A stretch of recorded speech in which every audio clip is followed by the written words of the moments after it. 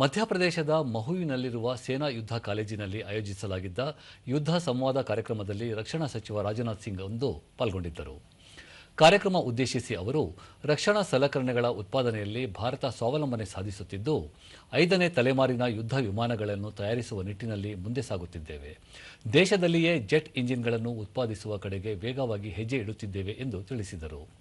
ದೇಶದ ಲಘು ಯುದ್ಧ ವಿಮಾನ ತೇಜಸ್, ಆಕಾಶ್ ಕ್ಷಿಪಣಿ ವ್ಯವಸ್ಥೆ ಮತ್ತು ದೇಶೀಯ ವಿಮಾನ ವಾಹಕ ಸೇರಿದಂತೆ ಹಲವು ಸಲಕರಣೆಗಳ ತಂತ್ರಜ್ಞಾನ ಜಾಗತಿಕ ದರ್ಜೆಯ ಗುಣಮಟ್ಟವನ್ನು ಹೊಂದಿವೆ.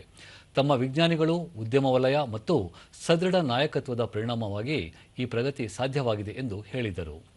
ಭವಿಷ್ಯದಲ್ಲಿ ಸಂಭವಿಸುವ ಯಾವುದೇ ಸಂಘರ್ಷಗಳಲ್ಲಿ ಸಾಂಪ್ರದಾಯಿಕ ವಿಧಾನಗಳ ಜತೆಗೆ ತಂತ್ರಜ್ಞಾನವನ್ನು ಹೆಚ್ಚಾಗಿ ಅವಲಂಬಿಸಬೇಕಾಗುತ್ತದೆ. ಪ್ರಸ್ತುತ ಸನ್ನಿವೇಶದಲ್ಲಿ ಯುದ್ಧ ಮಾದರಿ ಸಂಪೂರ್ಣ ಬದಲಾಗುತ್ತಿದ್ದು, ತಂತ್ರಜ್ಞಾನ ನಿರ್ಣಾಯಕ ಪಾತ್ರ ವಹಿಸುತ್ತಿದೆ. ರಕ್ಷಣಾ ಉತ್ಪಾದನಾ ಕ್ಷೇತ್ರದಲ್ಲಿ ಭಾರತ ಐತಿಹಾಸಿಕ ಪಯಣವನ್ನು ಆರಂಭಿಸಿದ್ದು, ಜಗತ್ತಿನ ವಿಶ್ವಾಸಾರ್ಹ ರಫ್ತುದಾರರ ದೇಶಗಳಲ್ಲಿ ಸ್ಥಾನ ಪಡೆಯುತ್ತಿದೆ ಎಂದು ತಿಳಿಸಿದರು.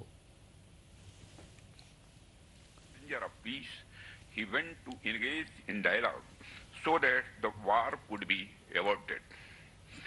But when Duryodhan, the antagonist of the epic Mahabharata, refused, the war became inevitable.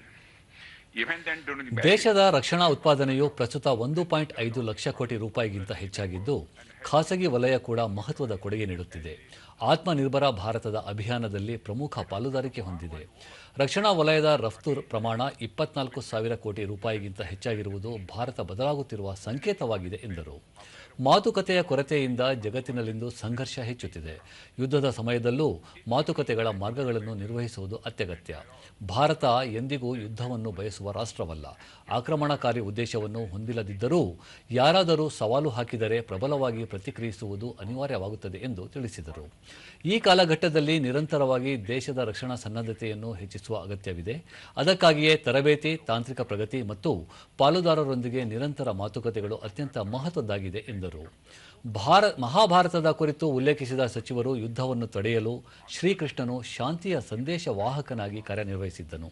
ಈ ಮೂಲಕ ಯುದ್ಧವನ್ನು ತಪ್ಪಿಸಲು ಮಾತುಕತೆಯಲ್ಲಿ ತೊಡಗಿಸಿಕೊಳ್ಳುವುದು ಅನಿವಾರ್ಯ ಎನ್ನುವ ಪಾಠ ನೀಡಿದ್ದಾನೆ ಎಂದು ಸ್ಮರಿಸಿದರು. ಭವಿಷ್ಯದ ಯುದ್ಧಗಳು ಕೇವಲ ಶಸ್ತ್ರಾಸ್ತ್ರಗಳನ್ನು ಆಧರಿಸಿ ಇರುವುದಿಲ್ಲ. ತಂತ್ರಜ್ಞಾನ, ಗುಪ್ತಚರ ವ್ಯವಸ್ಥೆ, ಆರ್ಥಿಕತೆ ಮತ್ತು ರಾಜತಾಂತ್ರಿಕತೆಯ ಸಂಯೋಜಿತ ಕ್ರಿಯೆಯಾಗಿರುತ್ತದೆ. ಇವುಗಳನ್ನು ಕರಗತ ಮಾಡಿಕೊಳ್ಳುವ ರಾಷ್ಟ್ರವು ಜಾಗತಿಕ ಶಕ್ತಿಯಾಗಿ ಹೊರಹೊಮ್ಮುತ್ತದೆ. ಈ ಹಿನ್ನೆಲೆಯಲ್ಲಿ ಇತಿಹಾಸದಿಂದ ಕಲಿತುಕೊಳ್ಳಲು ಮತ್ತು ಹೊಸದನ್ನು ನಿರ್ಮಿಸಲು ಇದು ಸೂಕ್ತ ಸಮಯವಾಗಿದೆ ಎಂದು ಹೇಳಿದರು.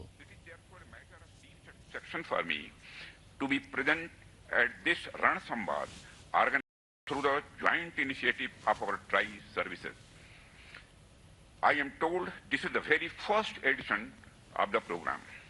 And for that, I extend my heartfelt congratulations to the Chief of Defence Staff and all the 3 services chiefs and Lieutenant General Shahi, along with my best wishes for the future. Friends, when it comes to dialogue, our Indian philosophical thought accords dialogues a very high place. History bears witness that in our tradition, exchange of ideas and thoughts has never been confined merely to the realm of diplomacy, but has also been an integral part of our cultural development. I believe that today, Ran Samvad is not merely an academic exercise, but one that will further refine our strategic and diplomatic outlook.